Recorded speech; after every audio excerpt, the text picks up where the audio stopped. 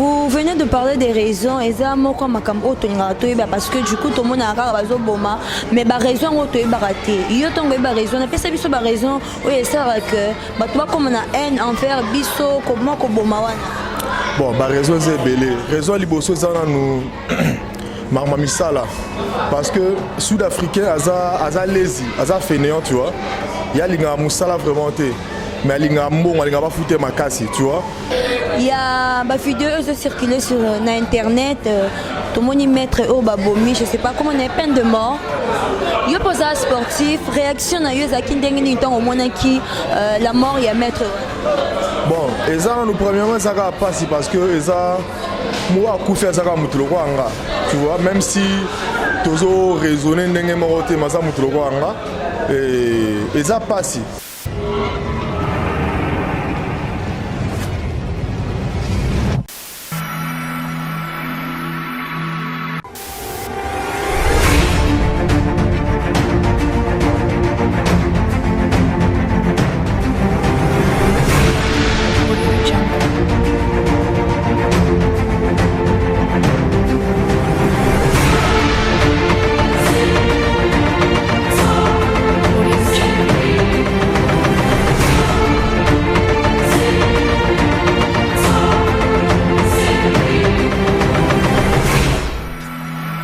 Salut Mbote à tous les abonnés de Gemidor Télévision, j'espère que vous allez bien.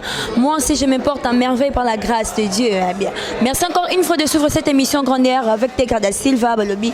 Moi Nana Binu Andakukwa. Je ne peux pas commencer mon émission sans pourtant couper sa Mbote Nanga à mon patron Deon Zinga ainsi que mon cordon Die Mundirba Bambote Nabino Yangoana. Et pour tous ceux qui nous suivent pour la première fois, n'oubliez pas de vous abonner, de liker et de commenter sur nos vidéos. Eko Salabiso bien. Sur mon plateau, je suis avec Maître Spawn.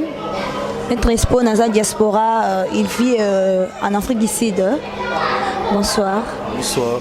Comment tu vas? Ouais, je vais bien, merci vous. Je vais bien aussi par la grâce de Dieu. Ça fait combien de temps aux Anabiso à Anakin?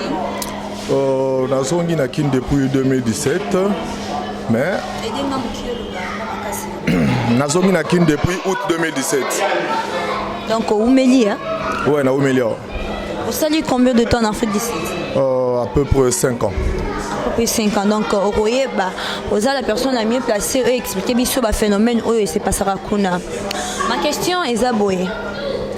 Ndenge tout le monde a total souvent dans le téléphone, émission et tout, vidéo et tambolaka. Tout le monde a maltraité biso, bazo beta biso. Donc tu es vraiment costé. Bino matubofan na rakuna. Ma réaction na bino et la ndenge ni tombo mona kabasa rabande kuna bino ba congolais. Donc on ozo beta masula xénophobie. Bon, et ça passe parce que jamais comme on a des kono ba osale mabe bazo bomaye. Si seulement vu que tu as dit que tu as dit Luka, Libanda, tu vois. Bon, n'encourage jamais Bilokoana, mais n'encouragera jamais Bilokoana, xénophobie, n'a jamais encouragé. Mais n'a pas peine à poser peut-être Toli à Bandekonabiso parce que il paraîtrait pour l'instant la sud-africain au Bazaka pour Bilokoana, puis au Bazaka contre Bilokoana parce que sud-africain ça a deux façons. Baza monsieur soit ça m't'a mal, moi ça m't'a mal makasi. A bien même pas violence, c'était trop doux. Mais ce gars ça m't'a en tout cas à coller ta diable. Alors ça ma bébé, ça normal, alors normal, tu vois. J'ai eu à parler que te poser la question et tout. Bon, bah pesa bi ba raison na bango mususu. O te bi ke ba congolais belé ba sala ngo. Pas seulement ba congolais mais étrangers belé. Ba sala ngo mais to encourager parce que ba boma ki bande ko na bi soto beta maboko. Et ça va pas si mais conseil ça la plus to changer parce que to ça pas à l'aise, to chape équilibre na mboka ba ninga po ninga ba zo pe moi paiement. Voilà, c'est dans ce sens-là. Vous venez de parler des raisons et ça parce que du coup tout le monde a boma mais la raison est raté. Il y a raison, on a pas raison, oui c'est vrai que toi comme on a haine envers biso comment boma. Bon, la raison c'est belé. Raison liboso ça nous marmamisala parce que sud-africain aza lazy, aza fainéant, tu vois. Il y a l'inga moussala vraiment té. Mais l'inga mbon, l'inga pas foutre ma casse, tu vois. Et quand ça peut être une compagnie Mogoboé, à ça là, dans la journée 4 heures du temps, tu vois. Bah foutre à quel local à $500. On a 4 heures du temps. On travaille peut-être 4 jours par semaine. Bon. Tant que vous avez un groupe, le syndicat, le marché, si au lieu de $500, comme ça on a $800. Et puis 4 heures du temps, c'est trop. Toi, tu travailles 3 heures du temps.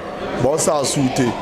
Parce que le monde ça n'a pas ça. Donc en fait, boss ça n'a pas ça. Moussa ne salema. Alors quand on va porter, c'était pour la caprice à Batouana.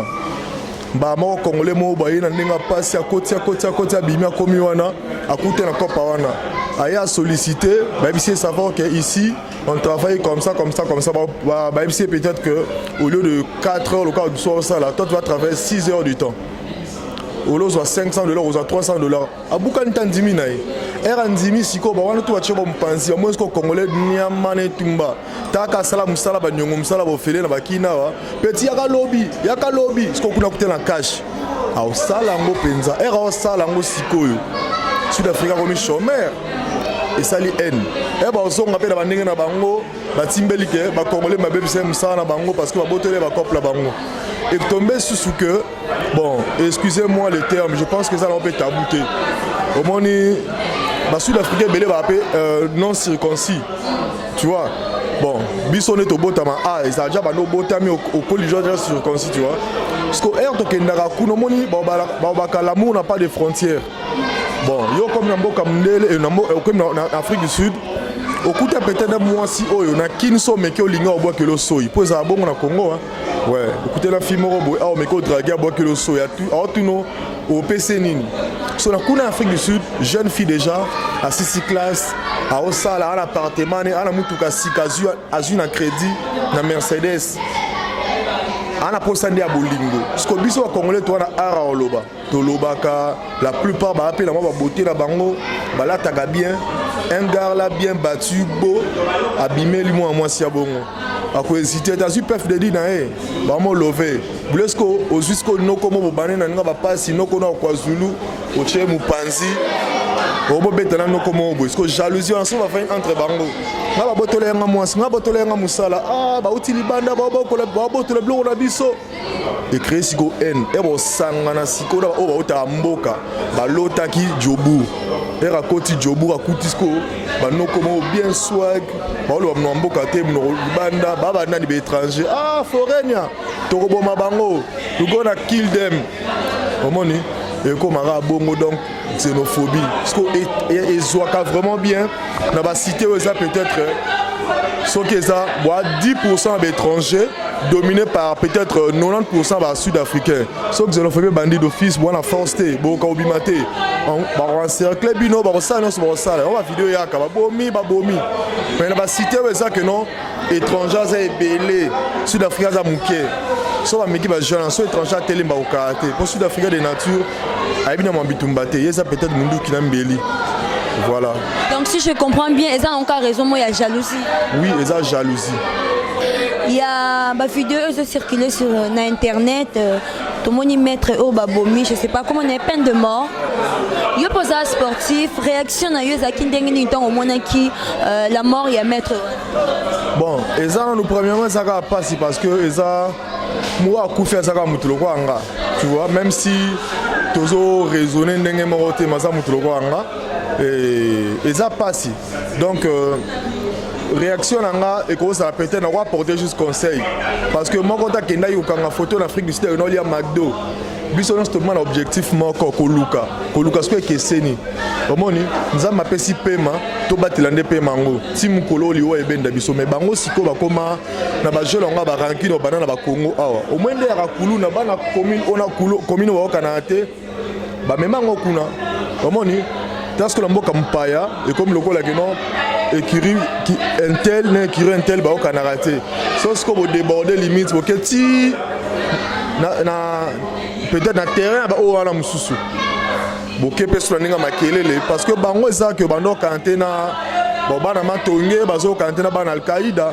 siko bango bake na terrain mususu bake matanga bon quand des ala kawana et tout makelele bon maman go ils se sont sentis humiliés ba na terrain na miso ba ba jamais bo photo simba na nzoto voilà de balandana qui et tout bakangi bango nzela babundi et tout il a se retrouvé seul de bakanga qui est babomi le quoi en Afrique du Sud peine de mort ezala raté ba bi que non so na bomi ata ba moninga ba kanginga non ça aka moi délai mo bu non ba manga te de comment le quoi jeune na bango donc yango wana bazuli ba comme si liwa maseki donc ezelo mo ya passe peut-être au hotel melango congolais bakatika ki baboti atika ki bandeko awa kende ko luka abungisa objectif te aki akomosa kuluna omo boma omo sa bablo omo boye bien te o eza et o pesa pe soni na ndenge na biso donc voilà eza passe eza soni mais eza na conseil ka batika ba changer pour ezaki yango te but sa na mboka wana sûrement na koyeba. Mais toi qui avant sa mort à Boma Kimuto, je ne sais pas si c'est vrai. Bon, ngana zala quitté quand de ma solo to kaka et bazo confirmer ngo que à Boma Kimuto sope na nenga ba Congo ba kimisa e kuna et à partir à kuna pe bon de ba qui tu par l'épée mourra par l'épée hein. Donc nazana sengo nango te mais na solo baka bo solo parce que eloko le vérité zate na eloko ko sana quantité. C'est un peu ça. Ok, tu commis un peu cochité, tu comme on a souka émission na biso na ningi opesa conseil na bandeko na yo o baza kotoko. Bon, conseil na opesa na préféré na tanga ba kombo na bango o ba bato kimia kati ya mboka wana. Bato ba exemplaire quoi. Ouais, juste en passant na otanga kombo ya Dostal Chikanda. Ouais, le vieux Dostal Chikanda azam ta kimia azamuto avani mingi na mboka wana o ayebi ba problème ma bete na mboka wana mona mais ayebi ningi ba encadrer bato. Vraiment malamu Fabrice Chiswaka Deo Muyaya Fabrice Galiano, maître Didier Mboui, voilà pas un maître, azali sponsor dans na Obunda kuna, Masalanga champion Rami Mungul, Armando Ngandou, maître Ninja, Masalanga maître Chilou, donc Aniseka Neba maître Tester, bango ba bato Masano, ba ebipe kimia ndenge zalaka, donc basé belé tellement. Baby neni basanga na rapo ba kimia na kata mambango parce que les lots des ordres sur la tinate o a réfléchi ça kaza penza muto esalaka izaka lisanga ba maître bo sangani bo vandi lokola na ndenge Afrique du Sud tozana elo na biso AS Belmoza sportif sans frontières et ça pour la sportif o réfléchi ça ka ba resonaka ouais juste en passant maître Zulu pour panga trésor et wana donc bolingo zap makati na bango bafandi sa masolo ba sala ke ba sala abuzo ba libanda ba rejoindre kimia wana ba mettre terrain donc calmer ça la balanda ba onde baza quoi parce que ça mettre musolo kwa biso to bundaki na bundi cage na bundi MMA na bundi judo na za champion judo en 2017 à Jobo mais na yebi nzela bitumba libanda te na zaya na posa ya ko bunda ndenge sengeli ko bunda donc ba peut ça lokola biso. Ouais. Vous avez une dédicace sur PSA Batubatal. Ouais, dédicace dans la mingi Zagaga. Et pas Maman Belinda Mpiana. Et pas Sœur Nanga Tubo Stenju. Iguette Mboua. Et pas Francis Massosa. Nadjobour. Et pas Grâce Willou. En tout cas, Bango on a vraiment Baknangaï. Donc, comme pratiquement à la fin de notre émission, ça a été masse pour moi pour représenter l'émission Oyonayo. On se retrouve prochainement pour un autre numéro. Bye.